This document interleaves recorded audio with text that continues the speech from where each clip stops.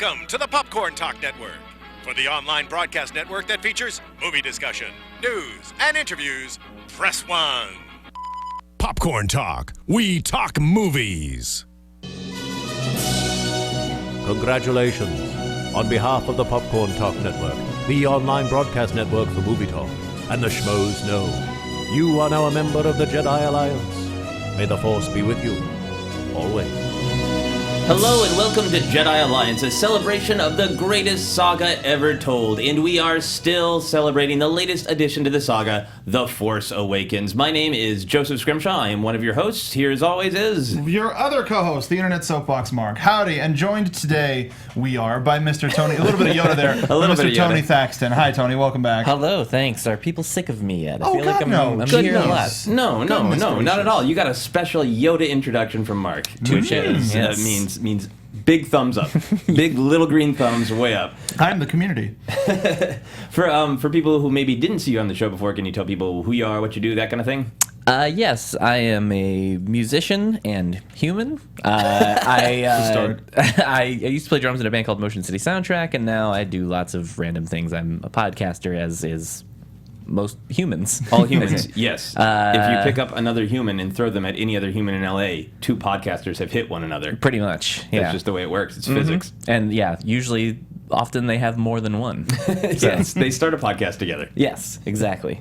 So yeah, I do a podcast called Feliz Navi Pod, and it's a year-round Christmas-themed podcast, although we're a little bit of a hiatus right now. Took a little break for Christmas, right? I kind of did, actually, which is ridiculous.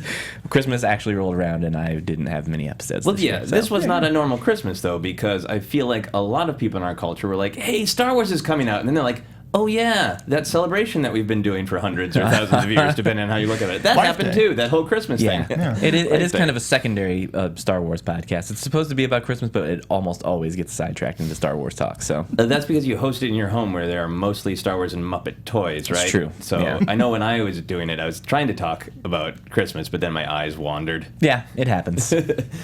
So you've been on the podcast many times. We know that you're a great lover of Return of the Jedi. We haven't got to hear your thoughts on The Force Awakens, a sequel to your favorite Star Wars film, Return of the Jedi. So what was your just immediate gut reaction? Did you love it? Did you need time to process? Kind of both. Like, I did love it, but it was... I had cut myself off like a good month or so beforehand. Right. Like, I stopped watching any of the TV spots and all that, and I wanted to go in as fresh as I could without... So I knew pretty much nothing about the story or anything. So it was a lot to take in. But I loved every second of it, and I was, kind of sad when it was over.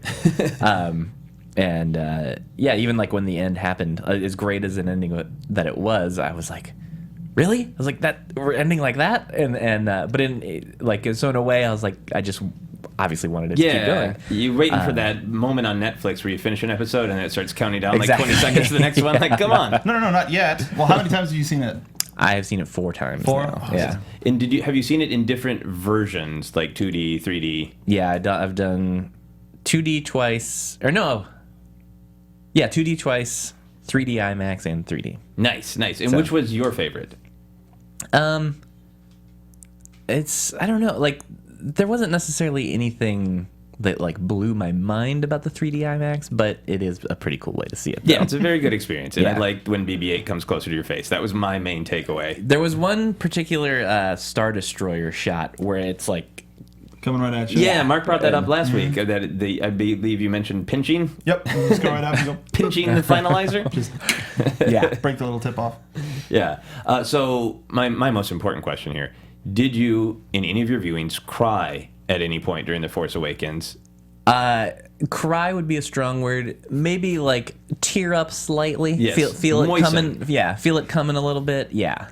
And, I don't know how we are with spoilers on this. I don't know if I should get into... we talk about everything now. Okay, I would assume if they're watching this, they've... I feel like if you're watching Especially a weekly Star Wars podcast, time to know. And with the title, What's Wrong with Force Awakens, maybe you've seen it. Yeah. True. I'm still trying to figure out whether I want to see it or not. We've come up with elaborate code names for every character and situation. Dan Bolo. When Dan dances at the end, it's very sad. But so did you moisten your eye area in any part of I Force think Awakens. the biggest one, and it's actually gotten me, probably every time, is when Rey comes back and her and Leia see each other from a distance, and Leia just knows, and then they come up and she hugs her. That part gets me a little bit every time. Nice. And there's nothing. I don't think it makes me tear up, but I think there's nothing more sad on Earth than depressed Chewbacca. I think that is something that almost everybody agrees about in Force Awakens. And there's that great cartoon that just came out.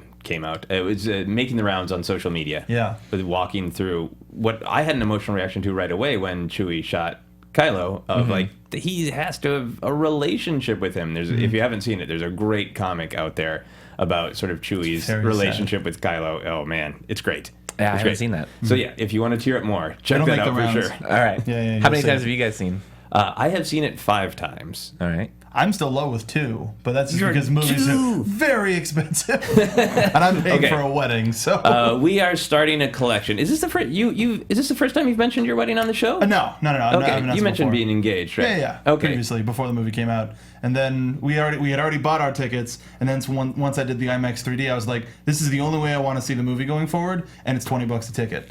Okay. It's pretty hard to do on a relatively On a frequent basis. wedding Yeah. budget. On a wedding yes. budget. Yeah. So, fans of Jedi Alliance, if you're watching, please start a GoFundMe so Mark So I Donica can see it more? can see Sure. it 4 to 5 more times. Yeah, before for it comes sure. out in April. I don't know. I think it should do the Titanic run and just keep going until the next one comes out. I think it is Why going not? to go for a while. Yeah.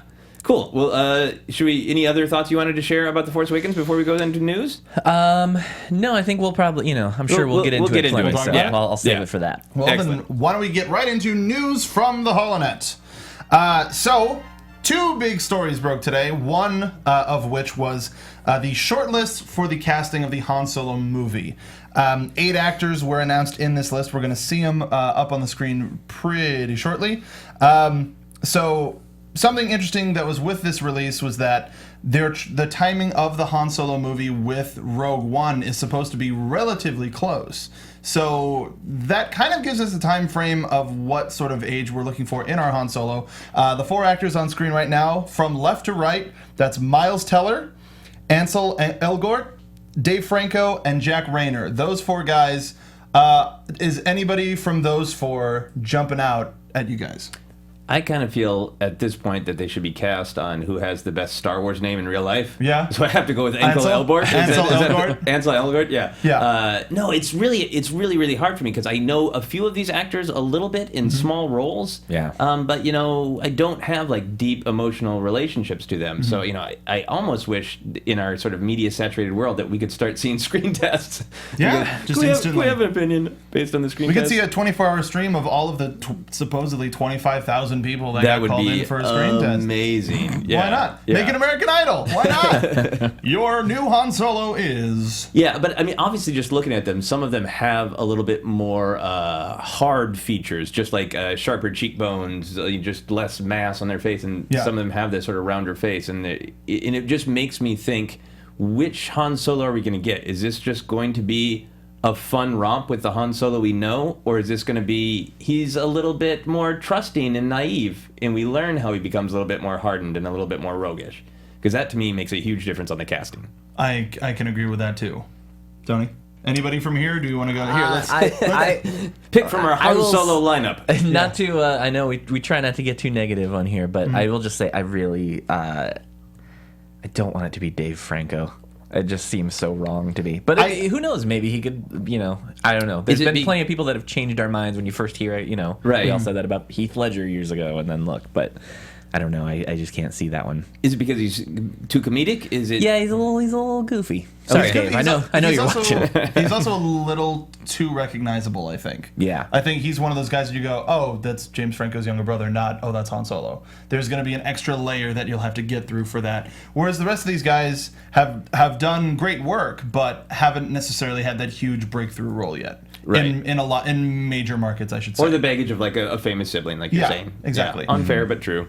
And so for our second lineup of possible casting folks, we've got from left to right again, Scott Eastwood, who is, yes, the son of Clint Eastwood, Logan Lerman, Emery Cohen, and Blake Jenner. I've literally never heard of any of those people. Which I think is the better thing. Yeah, I agree. I totally agree. Yeah, but man, again, I know it's just specific photos that you grab, so things can change a lot. But the contrast between handsome rogue and kind of young babyface is amazing in this casting. That's what I like, and I think on the end there, Blake Jenner is kind of the middle road. Because he's got a little bit of softer features. A lot of the other pictures that I found of him were him like laughing, open mouth, guffawing kind of things, and a little bit goofy. But I was trying to get sort of a similar look for all these guys. But he's the most middle of the road where I think he could play a little bit younger or a little bit older. Yeah, and assuming that they might want to do a lot more with his character if this movie is successful, and the final movie in this current slate is indeed Boba Fett, and it involves Han Solo, this might be a character that we spend a lot of time with. So starting a little bit younger and being able to grow. It's a rumor, and Star Wars rumors, we're getting him again, fantastic, says that there is a small possibility that Han Solo would make a cameo in Rogue One at the end of the year. Yeah, I'm really intrigued by that, because I feel like if he is, that sort of confirmation that we're going full Marvel with Star Wars of the way they're building the franchise, especially outside of the saga films. Sure. I was waiting to see which one of you would agree with me first, damn it. Thank you. So yeah, I kind of feel like I don't know the actors as well as I would like to. I might do some research, but I would generally lean toward the characters or the actors who have the most comedic experience, because I honestly do feel like that is a huge part of Han Solo. I'm biased because I am a comedian. I feel like it is a harder thing to learn. I feel like you can learn action, you can coach acting, but sort of that very natural, very subtle comic instinct that Harrison Ford had and brought to Han Solo, I think is hard to learn. The back in the first slate, is the most Star Wars name, Ansel Elgort. He was in a movie called The Fault in Our Stars, where he was kind of a little bit of a roguish type, right? And he had good timing. But again, he's the only person's work I've seen.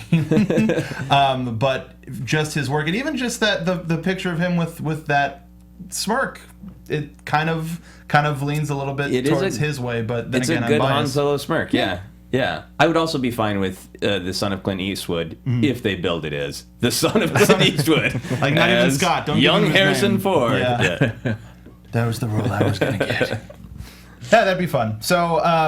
Moving on from there, it was a big week for Star Wars overseas and here domestically. Star Wars has finally outgrossed Avatar finally in the U.S. Yeah, finally. No, we wanted to be Star Wars, or if anything, it was going to be Star Wars. Yes. And currently, I checked just before we went live, it is standing at a $1.734 billion worldwide. Wow. So it's getting there. But it's got a little bit more. It's got a little bit more ways to go before it beats Avatar worldwide.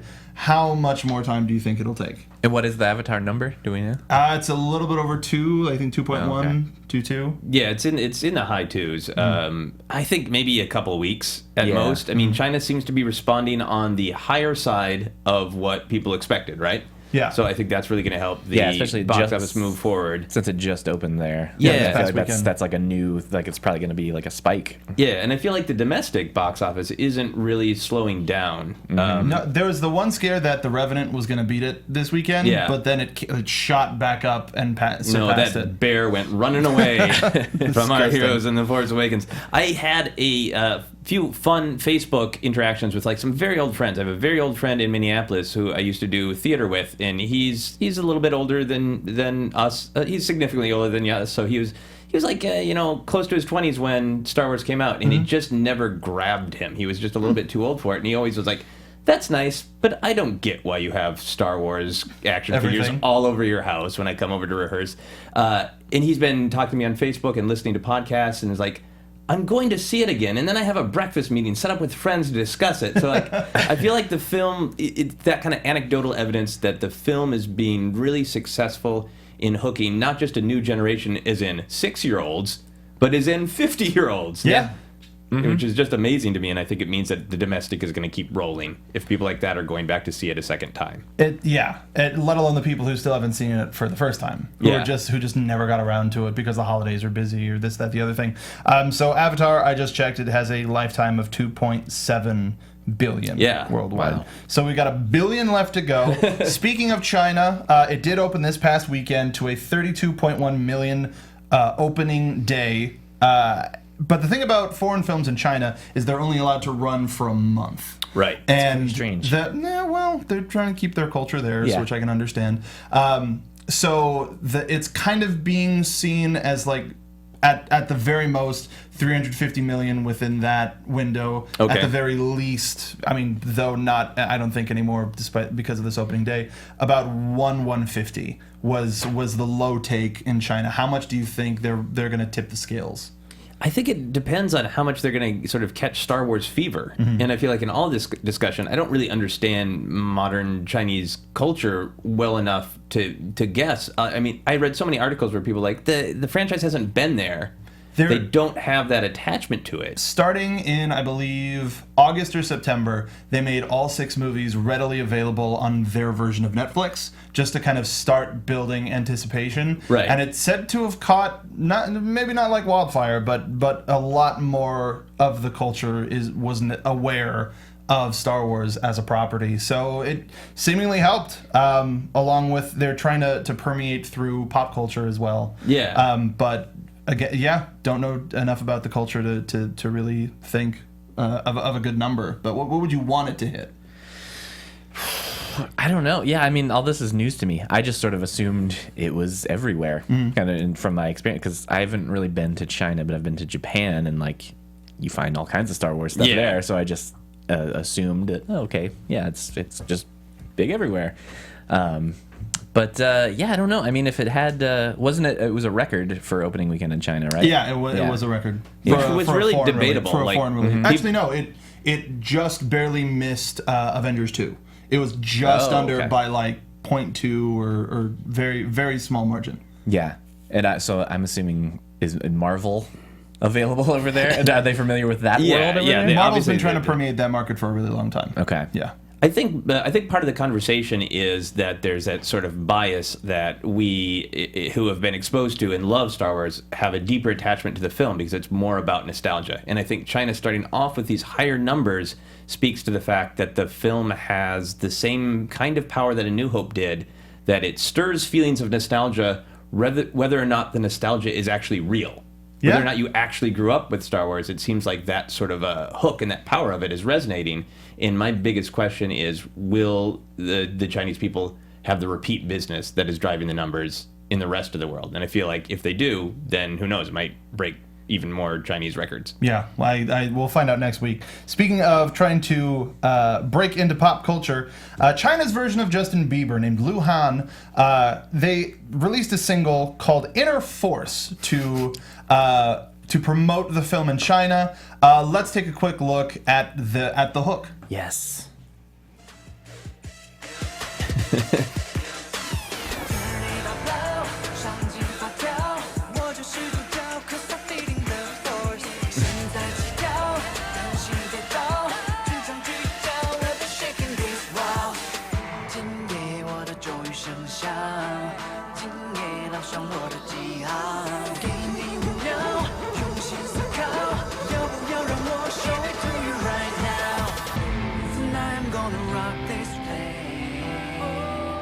Now, does any of this, and you can keep playing it kind of low in the background, does this scream Star Wars to you whatsoever, if you're just listening? If I was just listening, Yeah. no. Not No. evocative of John Williams' score whatsoever? No, but I mean, no, that's the thing, is like no actual contemporary music is evocative of Star Wars, which is fascinating about this. So this is Lucasfilm approved, right? That was going to be my question. As far as I know, this was an attempt yes, as far I mean, as it I know. has to be, as right? far as I Because understand. otherwise it would be being pulled off the internet as we speak, Yeah, right? I mean, yeah. it's referencing the Force And it's got using direct clips. footage. Yeah. Yeah, lots and lots of clips. A lot of trailer footage, but Yeah, I still. was going to say, it's basically the trailer with some music behind it. Yeah, but to me, it's just fascinating that the sort of cultural engagement to try to be like, well, what do you like? How can we sort of have Star Wars filter into the things that are already popular and permeate your culture with Star Wars? And then just like, it's just delightful to hear that music that like, yeah, that has nothing to do with Star Wars. That has no relationship to Star Wars. This is like ridiculous in a really fun way to me. Yeah. Do you think there's a chance that this is that Lucasfilm is maybe behind this?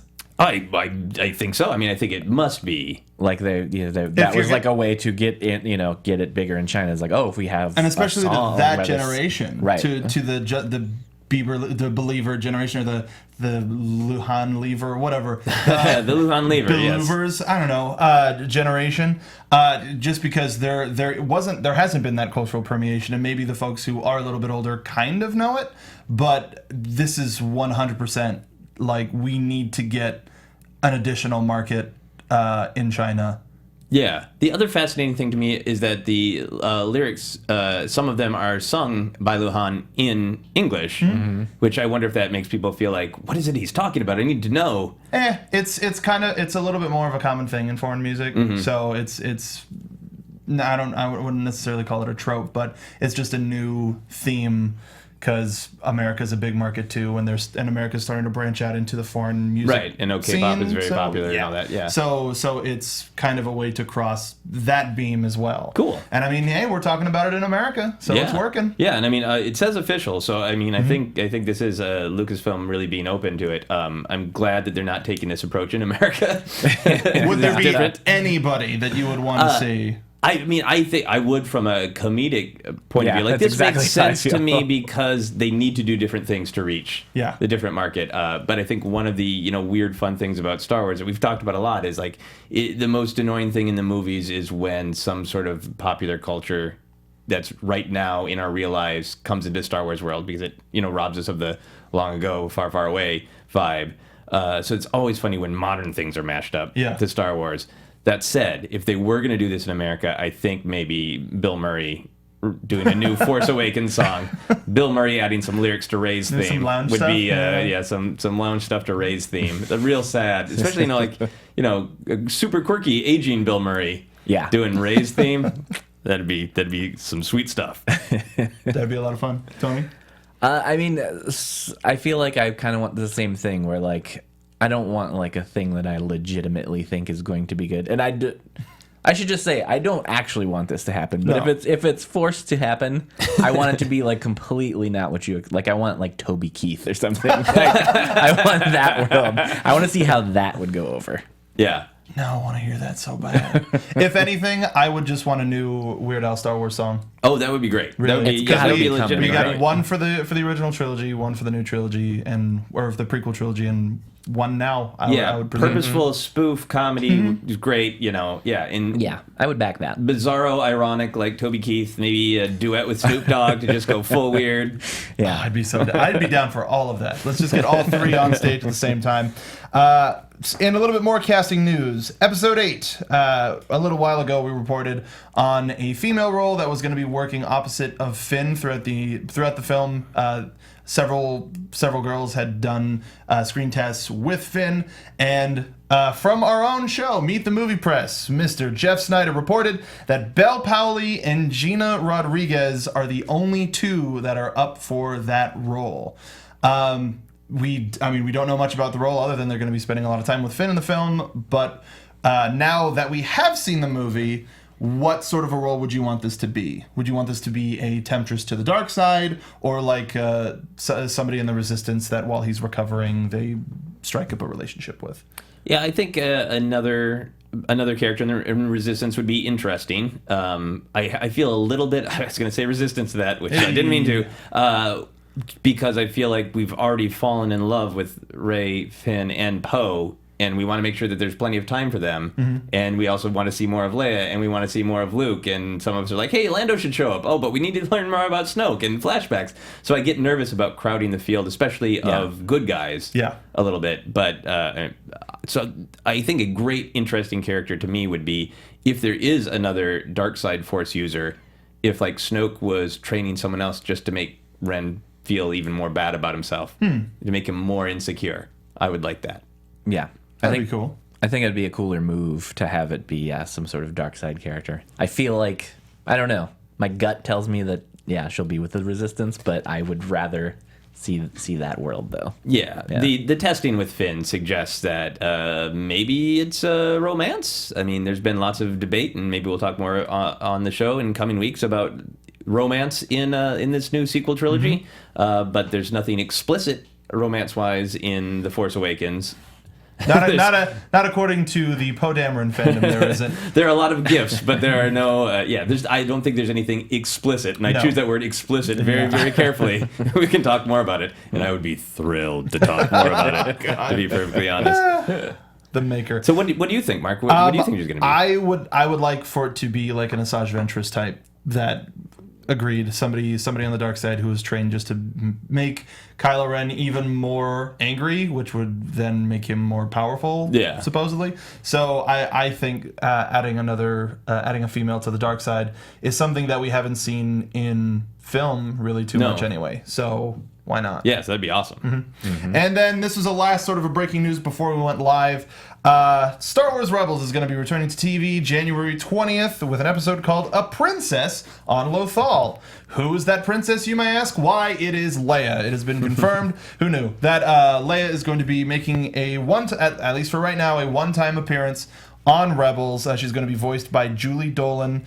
This is her pre-rebellion. Technically, she's still going to be a part of the Empire. Yeah. So it'll be interesting to see where she goes from here. Yeah, I'm super excited to see this for many reasons. I could have this wrong, but I think this might be Leia's first TV appearance since the holiday special. So technically her only TV appearance. It's a triumphant return for Leia. And I love how much in the books and in Rebels that we are getting this bridge between the prequels and the original trilogy.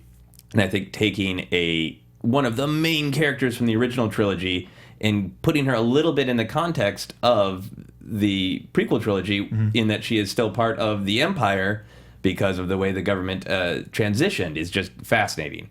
And I think it'll be really, really cool to see how they do that character development.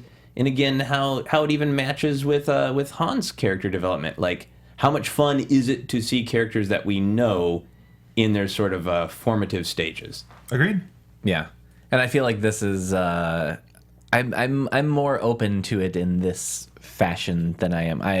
I'm one of those that's intrigued but hesitant at this whole Han Solo movie thing. So I think like doing this with the animated series, and then I think the show's been cool and how they've been handling things, and I think it'll be cool to see the characters in that era. You know, sort of like what the Marvel comics are doing now as well. Like you're getting those characters that you love in that older setting, and it's a way to do it without having to. I mean, I guess you're casting voice people, but, you know, not having that problem of, I can't see this person being, playing that character. Right, and as much as I love and adore Carrie Fisher and think she knocked it out of the park in The Force Awakens, she doesn't sound like a teen. Right. So I'm really glad that they're not, like, auto-tuning her or something like that. I'm excited for the fact that since now we're getting more crossover from live action to animation, if that means we're going to get more crossover from animation to live action. Yes. Mm-hmm. Yeah. And it makes me a little bit more hopeful for Rogue One that we're going to see a Rebels character or a Clone Wars character for that matter. Yeah, just that would be old. awesome. Yeah, why not? Yeah. Cool. Well, shall we move on to our main topic of the day? I believe we shall. Excellent. So we are going to talk about common critiques and criticisms of The Force Awakens. For those of you watching on YouTube, the photo we put together is some sad face emoticons. Pretty brilliant. Over Kylo Ren and some snowtroopers from a deleted scene, making it extra sad for them. So I just want to start by kind of talking about where we're at with this. In general, Jedi Alliance here, we're in general a pretty positive show. But I did want to take some time, since it's a lot of what people are talking about, of what things didn't work for them, what things they didn't like. So I wanted to start by kind of taking temperature. So Tony, do you feel like there are a lot of things wrong or that you would like to have been done differently in The Force Awakens? No. Overall, I was very, very satisfied. I've found a lot of people have seemed to have said the same thing, where they saw it the first time and there were maybe a couple things that they loved it, but a couple things maybe bothered them, and then they saw it again and they're like, oh, it didn't bother me this time. Yeah. And maybe that was that whole taking it all in the first time just felt weird. But yeah, overall, I loved it. And maybe like little tiny minor things, and I feel like I'm right with everyone on the main one. I feel like the whole Star Killer thing, I didn't love it, but it didn't like anger me or anything. You Cool, know? cool. Yeah. Well, we'll dig into Starkiller in just a bit. How about you, Mark? I mean, I fit in with that same camp of the first time I saw it, so much had happened. I was just trying to compartmentalize everything.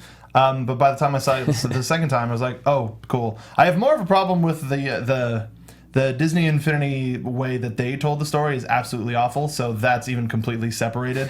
So the movie is much better than I had initially thought when I first got out of the movie theater. Did they do the thing where they sort of reshuffled the narrative in order to create more action scenes for the video game, so the narrative makes no sense? Yes, and they also made sure that so that it would make sense that those characters were there to be able to play as. Okay. They were all together. So like Poe was in scenes where they never was supposed to be. Maz Kanata wasn't even in it. Yeah. The death scene wasn't even in it. The final the final battle doesn't even have Rey having a lightsaber, but that's more of a logistical thing from a programming standpoint. Yeah. Either way, there's just a lot of stuff that it seemed like they tried to make a spoiler-free version of the story. Is there like a button to mash to make Han and Kylo Ren hug at the end? Or? No, they just didn't even acknowledge it. Just doesn't happen? Doesn't even They're happen. just not there? Okay. Yeah, it's very bizarre. But no, I think the movie's great. Cool. Yeah. Cool, yeah. For myself, there are definitely things that I can nitpick, and I felt like we should do due diligence to discuss some of the things that people are legitimately upset about. And I say legitimately because I think there's some good fan discussion of, what about this, what about that? But I feel like a lot of the negativity out there has been sort of clickbait. Just totally. Angry clickbait. And I think some of the criticisms have been from people who are not die-hard Star Wars fans, who kind of want to have that, well, you should just look at it as just a movie, not just a Star Wars movie. So maybe we'll talk a little bit about that, about sort of the difference of what is just a movie versus do you forgive things because it's Star Wars. Sure. So we're going to dive into talking about some specific things. The criticism that it's too similar to A New Hope. And I want to say criticism because I think some people have tried to present it as like a gotcha. Like, I saw this and discovered this. Like, no, J.J. Abrams has now come out and said, yeah, we meant to do that. It's a distinct choice that it has similarities in structure and beats and characters to A New Hope. Did you guys, when you first saw it, did you feel like there wasn't enough new to balance out what was there for homage? I did not, because I don't know, sometimes I question my intelligence. Because the first time I saw it, well, there were definitely some moments that I was like, oh, okay, this is, like, oh, this is the cantina scene in this movie, Yeah. But, like, not that often. It honestly, like, it wasn't until, like, the next day when one of my friends was, like, texting me about it and said something about it, that it was basically A New Hope again. And until he said that, I honestly didn't really think, I mean, like I said, I noticed some similarities, but I didn't really like go that far as to go, oh, this is just that again. Yeah. I feel like it did have those clear beats, and I think the Starkiller thing really pointed people that way, which we'll get to more. But I feel like a lot of these things are just, if you're looking for a flaw, you will find a flaw kind of thing. What do you think, Mark? I think it's more like Star Trek than it's like Star Wars. Which like Star Trek? The J.J. Abrams one, the first one back, just Star Trek 09, because it had a thing that killed worlds, et cetera, but while I can see the criticism that it's too much like A New Hope, as I mentioned on previously, I think it's more like the whole trilogy compact into one big thing. Yeah. And there's plenty of new in there. Like, just because it's a similar situation doesn't mean we're gonna have Poe Dameron's gonna hear Ben Kenobi in his ears saying, "No, he's turned the computer off." Like, no, then if it was the same dialogue, then sure, I can see your argument. But it's new characters, new character types dealing with a completely different situation. I definitely felt like, okay, here's an action beat because it's been 10 minutes. Here's an action beat because it's been excellent. Absolutely. But aside from that, like that wasn't like, oh, well, this is just like that part where they were in space. No.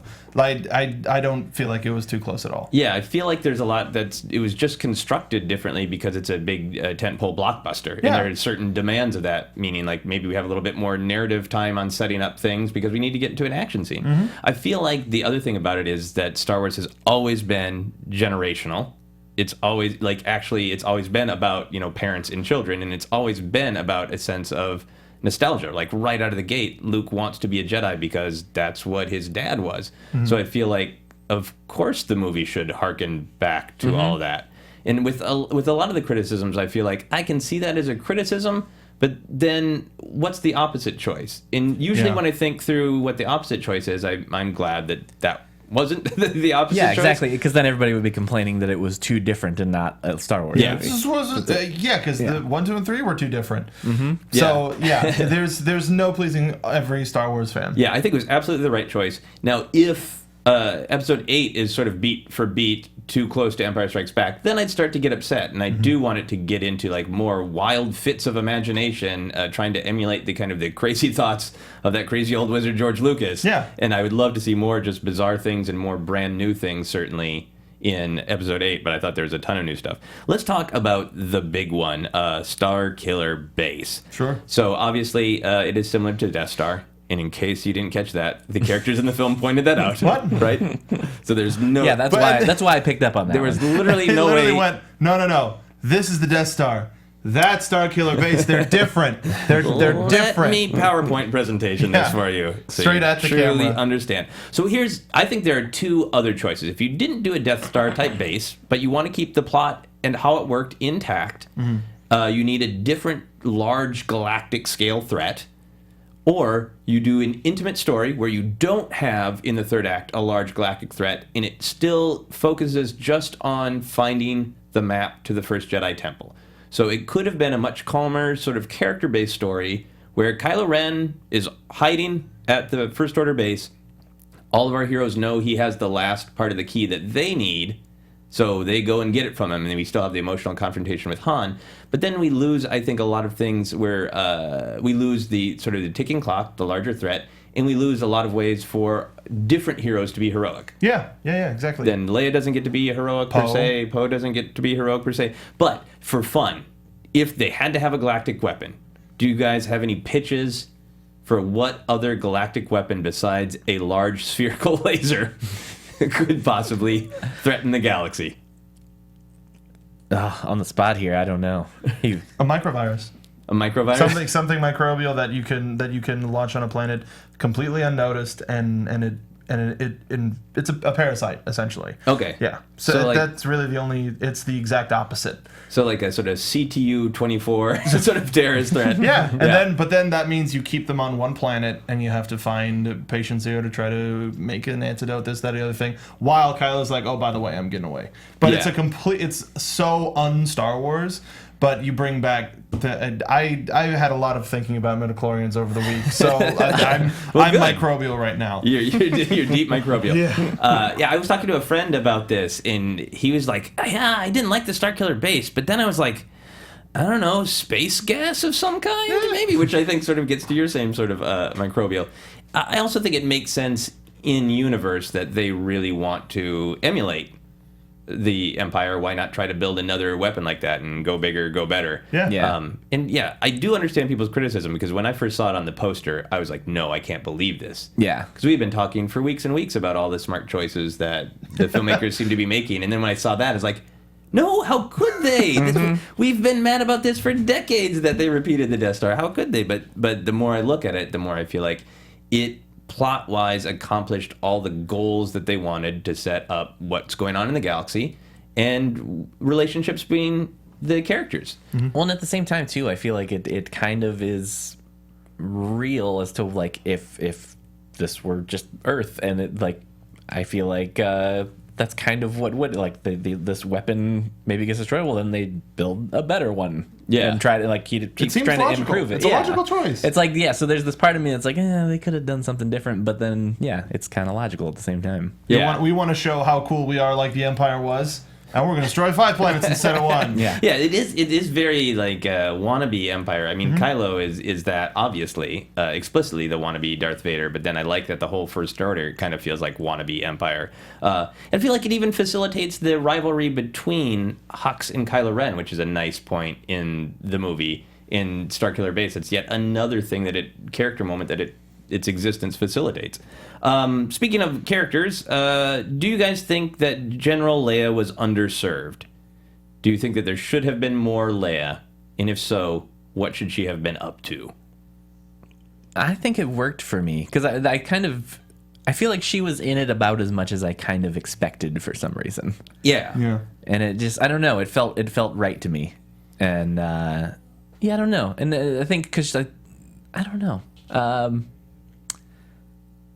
I don't know. I think it was, I thought I had a point, and then I see. Why do you guys keep having me back? That's the real question. As long as I don't ever say I love you, and you say I don't know to me back, then we'll be in trouble in our friendship, Tony. I agree. It felt like for what her purpose was in the final film, that having a little bit more wouldn't have necessarily taken away from that. But we did get. Last week we talked about how there were a couple of more scenes with her that were cut, and I suppose we'll find out in April whether that served a better purpose or not. But I thought for this cut of the movie, I thought she had a great amount in there. Yeah, me too. My concern always had been that she was the character was treated with respect and gravitas, and I felt like they knocked that out of the park. And in terms of a hero, sure, it'd be great if she did some more active things, but I think, on deep analysis, she sets everything up by telling Han, giving Han basically the command. It's an emotional one, but it's a sort of a command: get our son back if you see him, don't turn away. I think for episode 8, what I would like to see, I would love to see her. They had her in the command role, but she only kind of did a couple commands, and I would love to see her really making calls in the command center. Or else having a sort of a confrontation with Luke, or an emotional confrontation with Kylo, or maybe using the Force in some new and exciting way. Yeah, I was glad they didn't really go into that much. I didn't think they would, but there was a little part of me that was like, don't have her with a lightsaber or anything like that. No. Yeah, I was glad for that. I didn't really think it would, but how it did amazing would me. that been though if they just didn't acknowledge it, but she had like a bandolier and just like 18 lightsabers hanging from it, and just wondered what the hell has Leia been up to? She's been searching them relics. I think she'll be an advisor role to Finn. Like Finn's gonna be sort of the next in command to Leia now that they have all of that insider information of the First Order, and she'll maybe start to relax and maybe give more of the responsibility to Finn as an active commander. In the Resistance. Yeah, that'd be cool. Yeah. I like that. It is clear that she still senses things through the Force in her reaction to Han's death and her son's involvement in it. It would be cool the way they expanded dark side Force powers to see them expand like the light side Force powers. And if she was able to even like command a bunch of different people just almost telepathically. Like from the command Jedi from the field, so like she's not out there swinging a lightsaber because that is maybe not elegant.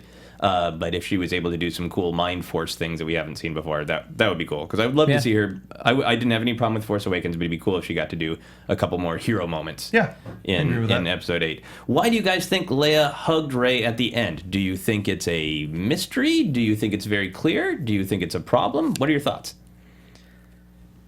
I don't think it's a problem. No. I like I said, that was kind of one of the moments that got me. Yeah, I was excited to talk about this because it sounds like it made perfect emotional sense to you. Yeah, because it seemed like just by because they hadn't met yet at this point, right? They had not, but they just knew. Yeah, so you took it as they sort of they sensed each other as users of the Force, and Leia had a sense of kind of who Rey is and what she's been through, and knows what happened to Han and knows that she was there. And it was, I'm sorry, I know. In the hug? Essentially, yeah. Yeah. So do either of you guys interpret it as much of the internet does is Leia already knew who she was and it was a homecoming? Or do you guys just think it was a moment between Force users who understand what one another is going through? I don't know. I keep going back and forth on it. Like part of me is like that, yeah, because Han definitely doesn't seem like he knows who she is. A lot of the internet thinks that he does, just to defend the internet. Right. I like it better that he doesn't. That she's just charismatic and he recognizes that. And yeah. But he does seem like he definitely connects with her. But I didn't get the impression that he deep down knew or something and is not saying anything about it. It seemed genuine to me that he didn't know. But it seems like maybe Leia does know. But yeah, it's amazing if she were Han and Leia's other child who had been hidden on Jakku for her safety. That's pretty amazing to have a whole movie where our heroes just ignore their child. What do you think about the hug moment, Mark? It just seems like a natural. Hey, we've both been through a lot just now. Yeah, and it's going off of, as you mentioned, the Leia's use of the Force is very emotional. So she probably felt another big emotional spike in Rey. So now they're really the only, I guess, they're 2 of 4 that we know of Force users that are around right now. So I think it was just a natural extension of that moment. And that bond. Cool. Yeah. Cool. Do you guys think that the state of the galaxy was clear enough, or would you have liked more political scenes? I don't think it was very clear. If they had done them in quick, like bite-sized bunches, like the deleted scene that we're gonna see is. I would want to see a little bit more, even if it's just the Republic will never stand for this. The Republic is nothing. The Republic doesn't know what they're talking about. That's why I'm here. Well, I'm gonna go make sure that you have a neck or a big mouth to talk about all this with. Even just something super quick and throwaway like that. Done. Cool. Yeah. I'm into it. What about you? Now, I know you are not as fond of the prequels as perhaps I am. And that's, I think, one of the big things of why they backed off on not having any political scenes, because I feel like a lot of people would have been like, prequel, what can I throw? I'm not as much of a prequel hater as most people are. That's a whole other show. Yes. But I'm not as anti as most people. But I'm pretty much in the same boat as him. Like a little bit more maybe would have worked pretty well. But yeah, I don't want Senate scenes or anything like we had in the prequels. So if we had basically a Senate scene in Force Awakens, would have you had a knee-jerk reaction in the theater to become angry and afraid? Begin the path down the dark side. Only if it actually was in that same setting. Oh yeah, like it was the giant. Yeah, the actual giant set. That would bother me, because honestly, that almost is what bothered me the most about it to begin with in the prequels. For some reason, I hated just the floaty donut pods. Yeah, I did not. It was boring and gray and white, and I love the floaty donut pods. Yeah, I would pay more attention to our actual government in America if they had floaty donut pods. Fair enough. I feel like that's another example of the filmmaking that it's not a flaw. It seems to me an obvious choice of, yes, the state of the galaxy and the politics are not 100% clear on first viewing, because there are a lot of little throwaway lines that clarify it. It's all in the film, but it doesn't stop and hold your hand, because I think it wanted to keep up the sense of fun. It wanted to keep up the energy. It didn't want to feel like scare anybody by having too explicit political scenes.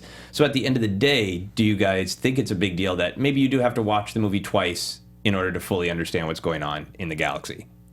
I don't think so, because I think in a way that it goes with the whole kind of being like a New Hope thing, where it just sort of throws you in it and make you kind of do the work and catch up to what's happening. Yeah. I don't think a ton of people in 1977 were really soaking in everything that Grand Moff Tarkin was saying about the Senate being dissolved and all that. Yeah. It's clear and explicit, and that boardroom scene is fun and entertaining now, but we remember it mostly because Darth Vader choked a guy and let him live, as opposed to what they were actually talking about in that boardroom.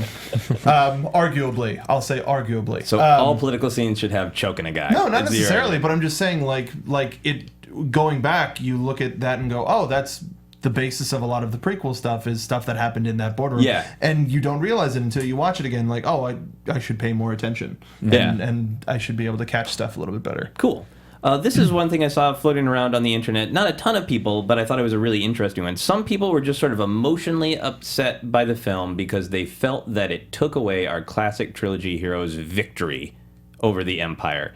What do you guys think about that? Did you want that to be happily ever after, or were you okay that they had some good times and now they're having some real bad times? I mean, it doesn't make sense. Like, you can't just destroy even if you do destroy a big part of a military, there's still that other military out there, and there's still those couple of leaders who are going to be like, well, I'm the king now, or whatever. Like, I'm the leader now. I'm the most respectable one, and not just because we read about it in expanded universe or new expanded universe lore, but it just makes sense that it would split off into smaller factions like the First Order. So So I still think that it was a victory because you got rid of two of the most powerful Force users in the galaxy. Yeah. And while it did create a void, these stories continue. And they must continue. So I don't feel bad about it at all. How about you, Tony? Yeah, I mean, same like with what he said, and what we were saying about like Starkiller before, like where it's just like, okay, it didn't work before, but now there's this new group of people that are gonna try to keep that going, sort of like what he was saying. And I don't know, and as far as the old characters, not what he's kind of taking away from their victory, that it makes their victory at the end of Return of Jedi. Your favorite film is the end of your favorite film hollow now? No, not at all. And I think that I think it worked so well just because I was surprised at how much I really loved all the new characters. Yeah. I mean, I think that is one of the huge triumphs of the film that most people aren't arguing with. Some people out there is like, I didn't like this character, I didn't like that. That's fine, it's personal taste. But yeah, the fact that we are so super engaged by the new characters, it really lets the older characters sort of have a story that is appropriate for older characters. Yeah. And the reason I like it is it's in this really cool way. It makes Star Wars take another step toward real life. Like nobody really does have a happily ever after. They have good times and they have bad times. And for me, Return of the Jedi is like still that's great. That's one of their good times. Yeah. And like we don't know so far. Like did they have 10 years of just awesome, or they're just like high-fiving through the Force all the time because like we did all this and now we're raising families. Well, I mean, in the visual dictionary, it talks about the period in between Return of the Jedi and now, and something that has been alluded to in the there's so many different titles for the Aftermath book. The new one, Life Debt, is going to be about the liberation of Kashyyyk. Oh, cool. Yeah, like they talk about after the Empire was destroyed, Han and Chewie go back to Kashyyyk to free the Wookiees. So, like that's even like we're feeling good, we're riding this high. Let's go free your entire people from slavery from the terrible empire that we just killed most of. So it's more of those good times riding through, but not to say that each individual experience doesn't have their low point. There's no such I feel like an ass. There's no such thing as a happy ending. No, it's fine. Because it keeps going. Yeah, and I feel like that is a truth of life, and it is also just a truth of we're excited to have more Star Wars. Means more conflict and more bad things for our heroes, and hopefully more triumphant moments as well. So a lot of these things that are common criticisms we don't agree with, so I feel really bad because I'm letting haters down. I'm also letting people with legitimate criticisms down. I'm sorry I can't agree with more of them. So I want to talk a little bit, even just for fun, about minor quibbles, things that you would want to change if you had awesome power over the universe and could just change The Force Awakens. If you could add a scene or an element that wasn't there, what would you want to add in just for your own like personal enjoyment? Most people would say Luke, but even like, and some people would even say stuff like more Admiral Akbar, more this, more that. I like from what little dialogue we got from Admiral Akbar, I'm content to where his character moved and evolved to. Yeah, and being he's really old. He seems just so tired of all of it and just not having any of it. Yeah. I would want something similar from Nien Nunb. I want to know where he's at. Because we talked about last week with the possibility of Lando showing up, if they were like really good friends or if from there the like Nien Nunb was like a godfather to one of his kids or whatever, like something. I just that's a character that we saw that I was like, how's he doing? Yeah, I want to have a quick drink with him. Yeah. How about you, Tony? On that note, though, did he not look very strange? He looked like he's had some work done to me. Well, I mean, we don't know how Celestine's age. Yeah, touche. Yeah, oddly, he did look odd. He did look odd because it was hard to the point at first. I was like, Is that just supposed to be another of that species, or is that actually supposed to be him? Yeah. No, I mean, it is a very weird thing to look at a character like that, who's deeply alien, and go, I think you had some work done. You look, your weird, double-chinned, wide, strange face doesn't look quite right. But it didn't look quite right. There's our great criticism of The Force Awakens. Yeah. Nien Nunb's face ain't right. Yeah. What's wrong with your face? So what would you like besides a better Nien Nunb face? I mean, I was pretty satisfied overall. Like, there's little things that bug me. I don't know. I feel like in a common one that it just seems like it would have made sense if we would have had some Lando in there. So I feel like, and is it just a rumor, or is it confirmed that he's going to be in the next one? No, I think the last thing that we heard is that he has not been contacted yet. Yeah. I saw a thing on Facebook today, but it was like from March of last year or something. I think there's some rumors floating out there, some headlines saying he's back that I don't think are accurate. Yeah, it just seems strange to me. And there's like no mention of him just not around at all. I don't know. Yeah. I feel like it's a fascinating thing that the majority of our criticisms are like, there should have been more of this. That person should have done more. And like, we just want more Star Wars. Yeah. The thing that I would have liked is, I don't know how you would have rammed this in the story, but I would have liked Han doing more cool things in the Falcon. Because he just got reunited with it. He comes up with the cool move of the hyperspace through the shield. And he hyperspaces out of that. The dock, but it would have been great to just see Han in the Falcon blowing up TIE fighters, doing some crazy, dangerous sort of space battle thing. Well, we haven't seen him space battle in the Falcon since 2 or since Empire. Yeah. So yeah. So that it would have been nice to have one more ride in the Falcon, blowing up stuff with Han Solo. That was Right. One more asteroid belt, maybe comets this time. Yeah, comets. That's great. Comets. But and also another thing, another common one is Captain Phasma. Right. If anything, just one more short scene with her. Yeah. That's it. Yeah. Do you guys think she's dead? No. Yeah. Some people think that she took the dead body of Han Solo from the garbage chute that she landed in and is going to hold the body for ransom.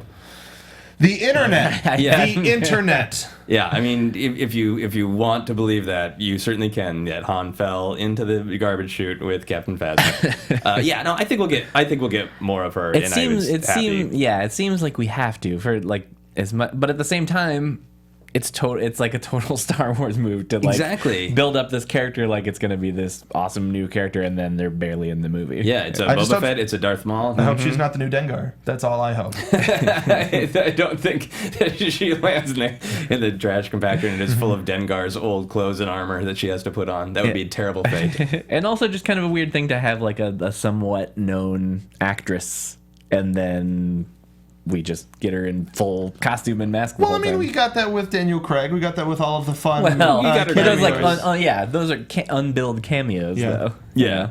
If you could have added one more species to see in the background, because that's a legitimate quibble I had, is I feel like I like that they introduced some new characters. I love the weird insect things drinking at the bar, but I would have liked to connect it to the other trilogies to see a few more familiar aliens. Yeah. So, any aliens that you guys would have liked to see? I totally blanked on the species, but Darth Maul's species. Yeah, I always forget that one also. Yeah. I believe it's Zabrak. Zabrak, that's but what it's it was. Confusing because he's from Dathomir and also another planet. And that made me think of Dovahkiin, which is totally not that. But yeah, just because we've seen in other versions of canon with the non-face painted. The non-tattooed. So just straight up a Zabrak. Yeah. Yeah, that would have been great. Anything that you would have liked floating around in the background somewhere? Yeah, like that would be cool because then it would have been of like a nice, more subtle way of like actually putting some positive elements of the prequels in there. Yeah. But I don't know. I keep a lot of times I go to the. I think it would be cool to have some Duros in there. Oh yeah. Because I think that would be like you were talking about putting some things from animated shows into real movies.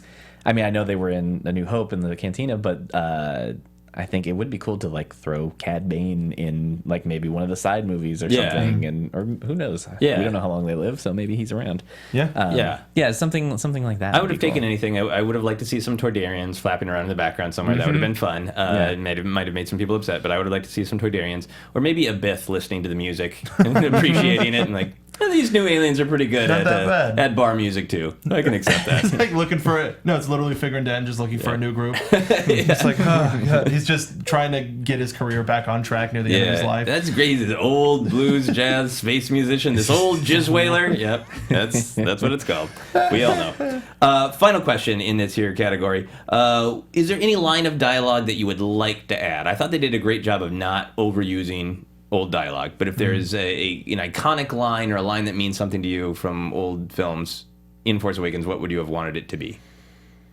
I don't know that I want it, to be honest. Yeah. Like I think that so is what you would want. Yeah, pretty much. Because I thought that there were a lot of Because that was a big worry going into it, was that there were going to be too many kind of winks at the camera. Yeah. And there were a good amount of them, but I thought they were all done pretty well. Yeah, I thought they were all in universe and they weren't winky. Yeah, exactly. Yeah. I don't think I would want. I think the amount that we got in the movie was fine.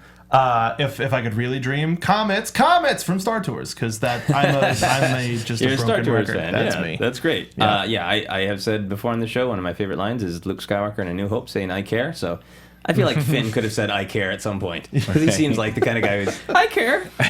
And that would be subtle enough. Super subtle, really. Okay. Yeah. So I'm sure we will revisit critiques of The Force Awakens totally will. as it goes on. There's more to talk about. As always, we are only scratching the surface, or as Mark said very cleverly last week, we are irritating the skin of these topics. because Very, there's very lightly. So much to talk about. And two, like, people who may think that we're just patting the movie on the back. So much of what people consider problems with the movie, there's 2 more movies. We're gonna get Right. our answers. Just be patient. Yeah, and some of it's just utterly subjective, Yeah. and I think for us, we like it. Yeah. That's us. So let's go into one of our new segments, Mind Probe. That's where you visit us on Facebook at Jedi Alliance. Leave your questions. We read them on air and give them a little bit of a talking about.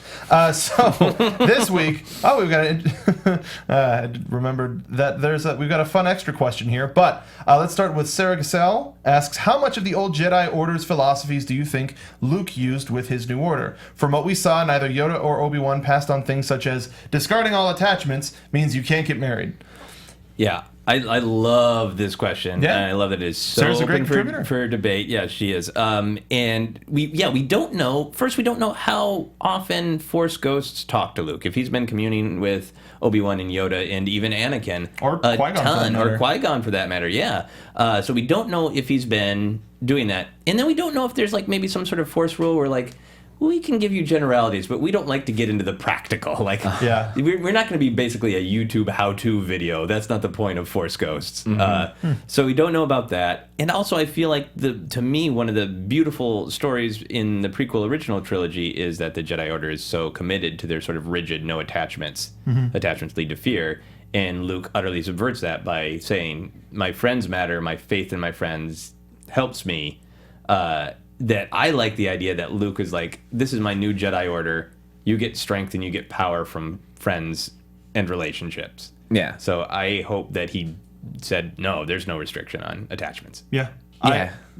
Sorry, go ahead. Oh no, I was just gonna say it just seems like he, to our knowledge, like we said, we don't know if any spirits visited him or anything. But On Life Day. yes, but to our knowledge, like he had a much different kind of training than any previous Jedi before him, really, because he just how long was he actually with? Do we know how much time he actually was with Yoda? It's And even- 2 weeks with Yoda and 2 days with Obi-Wan. Yeah. So it's like all the younglings coming up their whole lives and everything like that. So it's a whole it seems like he has a whole different history with it. So yeah, they could he's tell a gotta different handle story it because we know from little bits of canon that he has tracked down lots of Jedi artifacts and holocrons and that. So he has lots of information. So it's interesting to see if he got the information and then it was just like, nah. right.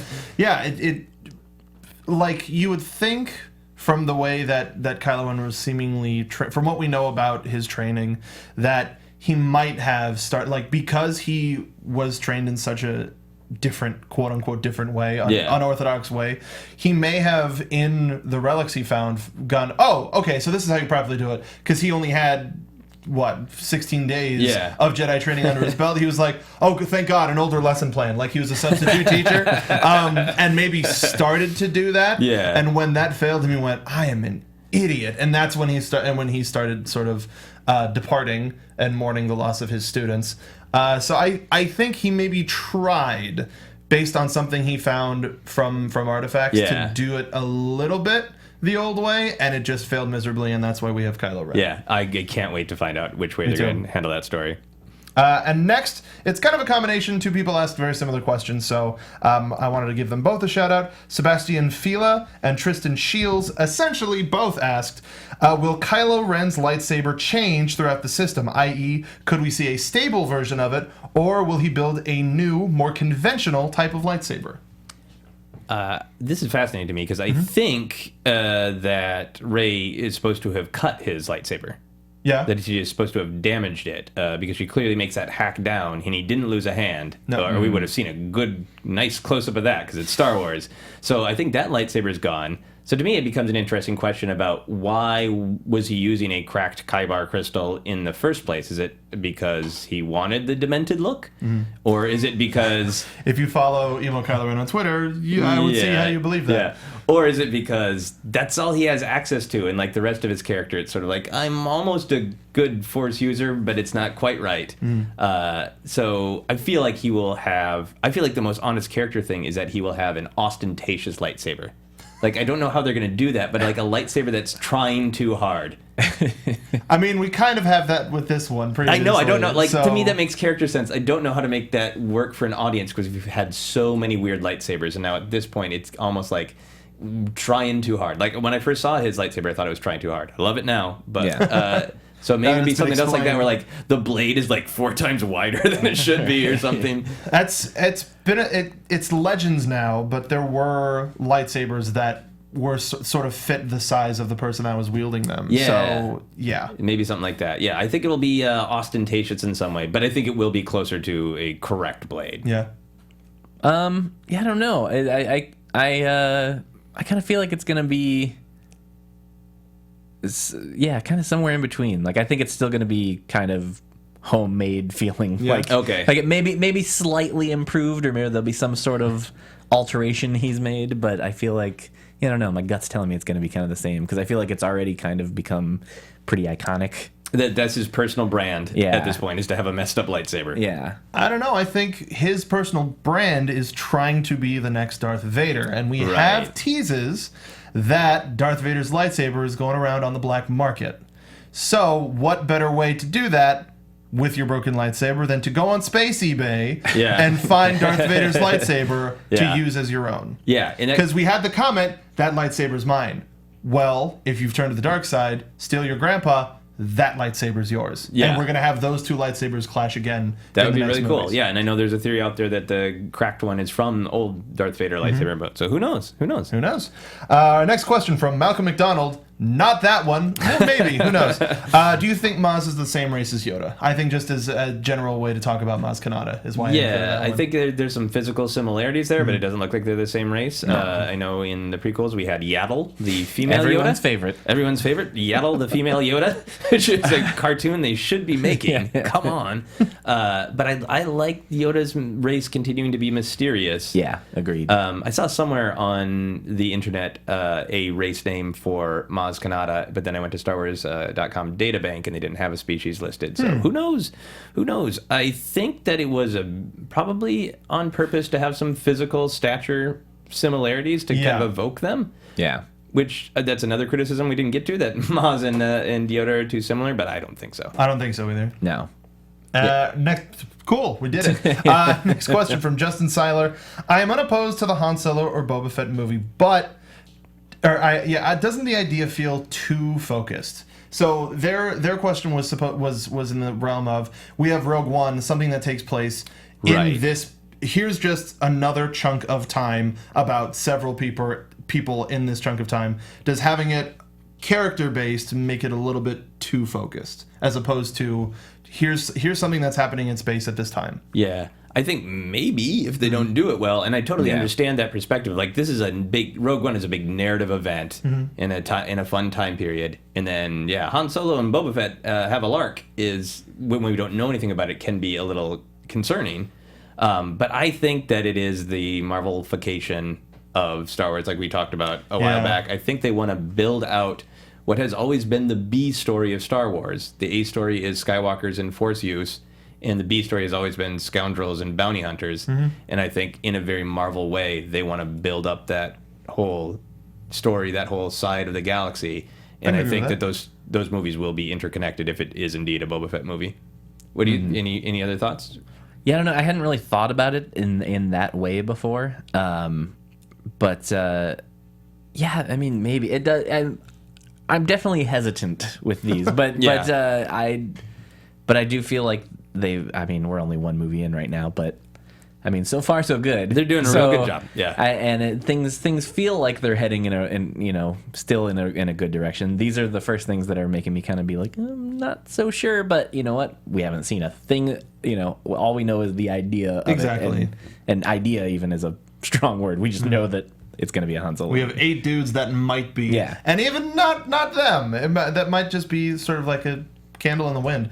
I think if they pair it with an event, so if they make it. Like Han Solo: The Battle of Tanab or something. It's just something where people go, oh, okay, so it's not just like we're going to go throughout his life as it's like it's not going to be a Han Solo biopic. Essentially, though that would be interesting if they framed it like that. Yeah. Where, oh my God, if they started with like Han falling down the chute from Episode 7, and he's just thinking about what got me to this point, like something crazy, a little retrospective 2020 interview with Han Solo's day off, falling Han. So I mean, as with any film property, if they do it right, less people are going to have a problem with it. Last question from the aptly named Joseph Scrimshaw. Who is that? No idea whatsoever. If you could give any character from The Force Awakens a hug, who would you hug? Who needs it the most? I mean, Chewbacca. Yeah. I mean, like we said, nothing sadder than that shot of Chewie sitting in the cockpit all depressed. It's like, it's an easy answer to me. Yeah, and many people feel Leia left him hanging. I didn't even notice. I didn't notice in the first viewing either. But I feel like maybe there's a little bit of tension there between Leia and Chewie about what went down with Han. Maybe they're not ready. Understand. They're not ready to hug it out yet. How about you, Mark?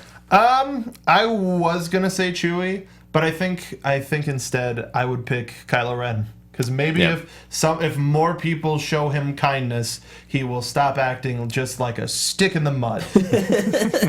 Excellent. I was going to say Luke, partially because he spends the most time alone in the film, and I actually think I would like to hug Chewie, but I'm afraid of him chugging me or hugging me too hard, or chugging me too hard for that matter. I don't want to think about that. Hugging me too hard, and I think Luke would give me a nice, gentle hug.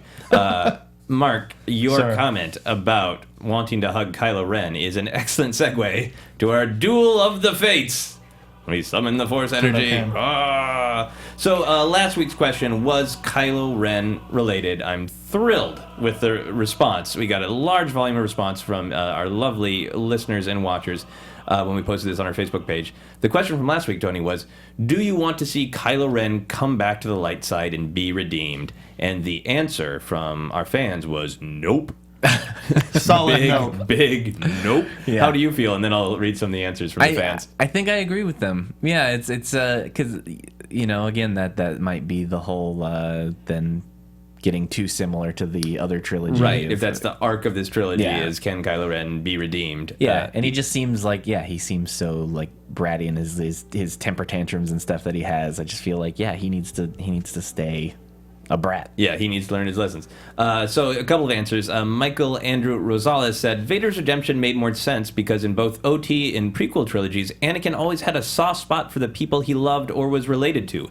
Kylo Ren, on the other hand, murdered his father in cold blood. And I'll add to Michael's great point there that he, in theory, left his family.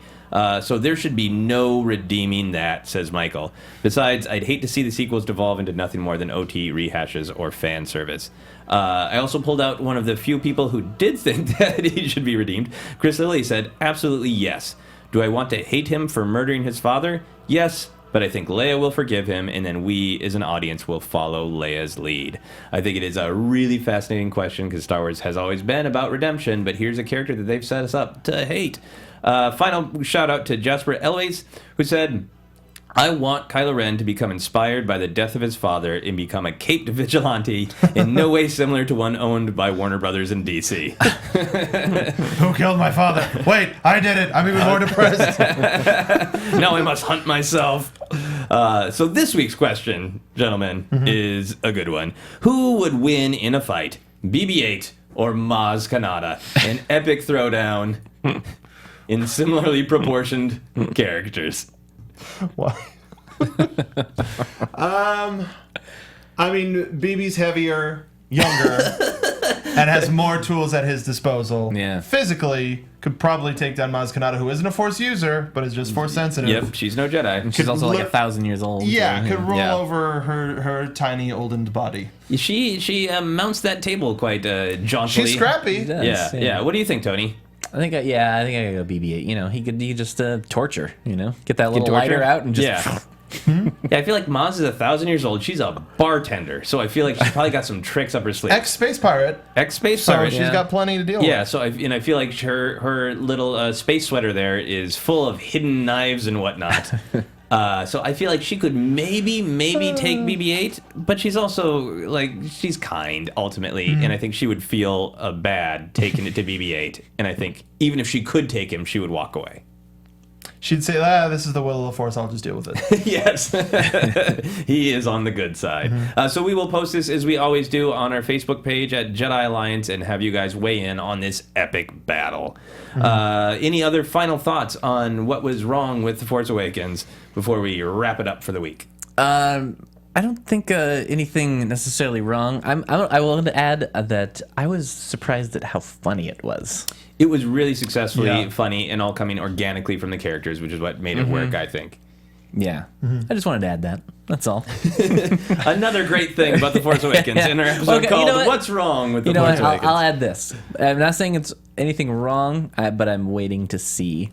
All I right. don't know how I feel about Snoke yet, as a whole. Yeah. He's a little simple right now. We don't know who he is. He's a fairly generic baddie right now. Yeah, I will say I was relieved when He wasn't a giant? Yes. I think everybody was just like, why is he 20 stories when tall? that hologram went away, I was just like sigh of relief. It's a great example of why I'm glad we as a culture don't live tweet in films, because I think everybody would have been like, what is this Lord of the Rings bullshit in my Star? Oh, it's a hologram. Thank goodness it's a hologram.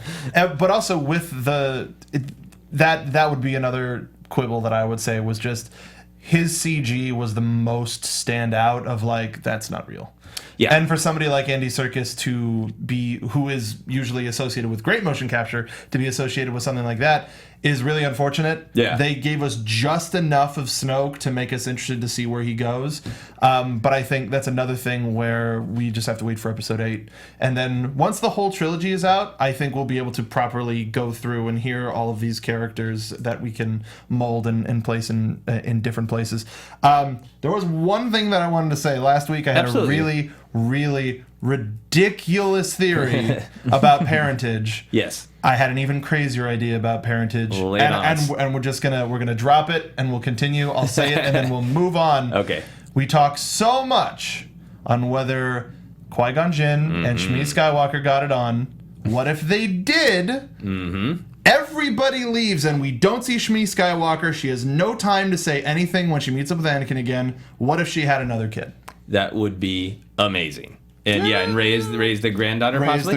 That would I think another Skywalker, Yeah. but not anybody's kids that we know. is a deep Star Wars nerd who likes to, roll in the canon, read the books, likes the prequels. That would be amazing. I don't think it will happen. 0% chance of that happening. 0% I chance. probably don't really want it to happen, but I love imagining them in episode 8 trying to drop in some quick backstory to establish in a dialogue scene. Yeah. You know how Qui-Gon was kind of a Jedi but loose with the code? Well, That's the one grandfather theory that would make sense because of how he had such a different view of the Force than anybody else. yeah, he was very open with the code. Yep. Are you down? Would you be down with that, Tony? I'm okay with that. Hey bro, you open with the code? Are you open with the code? And on that, we're going to close for Yep. the week.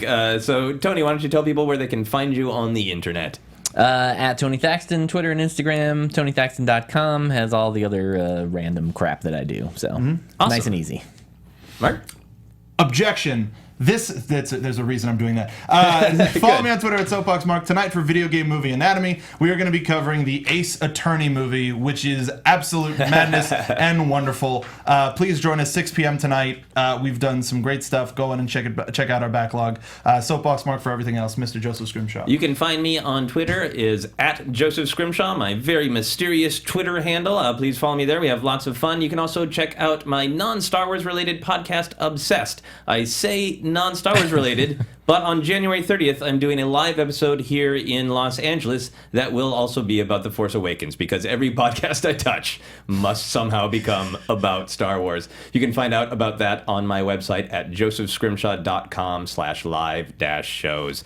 Thank you for watching and/or listening to Jedi Alliance. You can visit popcorntalknetwork.com to find a nice list of all the past episodes of Jedi Alliance and links to both YouTube and iTunes. Please also follow us on Twitter and Facebook at Jedi Alliance for all the us-related news. This has been Jedi Alliance on the Popcorn Talk Network. We talk movies. Thank you for listening, because many Bothans died, perhaps killed in a temper tantrum by Kylo Ren, to bring us this information. Good one.